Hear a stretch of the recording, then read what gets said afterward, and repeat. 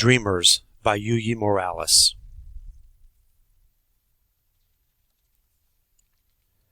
A publication of Neil Porter Books, Holiday House, New York, copyright 2018.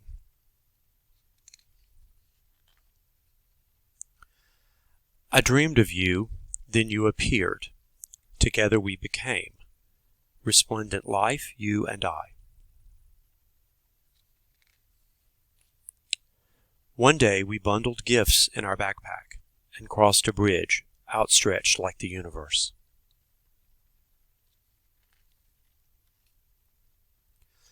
And when we made it to the other side, thirsty, in awe, unable to go back, we became immigrants. Migrantes, you and I.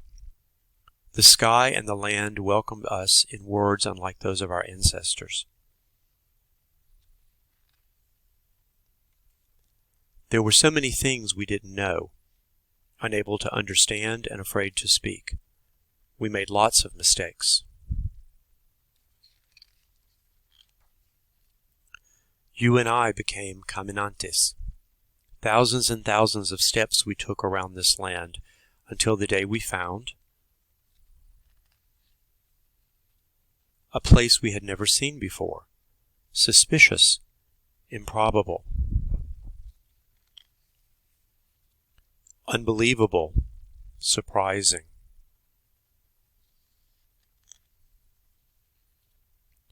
Unimaginable.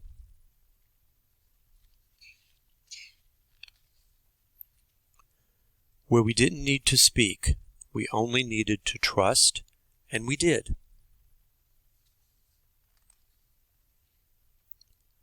Books became our language. Books became our home. Books became our lives. We learned to read.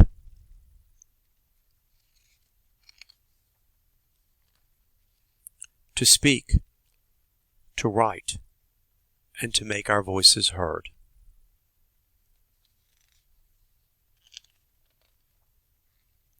Someday we will become something we haven't even yet imagined. But right now,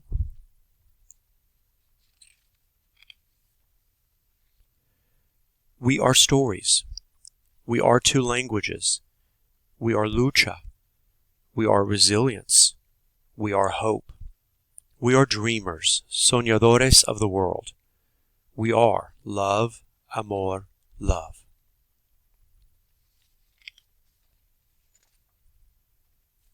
My story. All of us have stories. Each of them is different. This story began in 1994 when I crossed a bridge with my 2-month-old son, Kelly, from Ciudad Juarez, Mexico, to El Paso, Texas. And though I did not know it at the time, to a new life in a strange and unfamiliar place, the United States of America.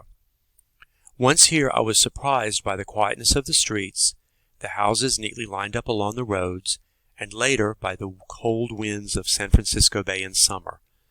I had come so that my son could meet his great-grandfather Ernie, who was very ill and not expected to live much longer, and to marry Kelly's father, a U.S. citizen. I wanted to return to Mexico soon afterward, but was shocked to learn that because of U.S. immigration rules and my new status as a permanent resident, I was now expected to remain in the United States. I had become an immigrant. But could I possibly call this new place my home?